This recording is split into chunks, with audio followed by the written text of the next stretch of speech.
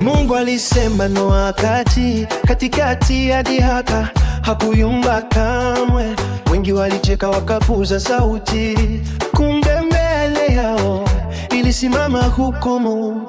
Noa akajenga kwa moyo wa kweli, akishika ahadi ya Mungu mkuu. Kila ubao, kila msumari ulisema wazi imani ni nuru. Watu walidharau kazi ya mikono, wakasema yote ni ndoto tupu. Lakini Noa akasonga mbele, maana aliamini neno la juu. Imani haisubiri kuona, usikia kwanza kisha utenda. Utaoza wokovu kwa wote wamtegemeao. Jenga safina moyoni mwako kabla ya mvua kwanza kunyesha. Shika neno kwa moyo safi, ndilo ngao ya siku ya shida. Usifuate sauti za wengi, mara nyingi hupoteza njia. Simama imara katika kweli, maana wokovu ni wa watiifu.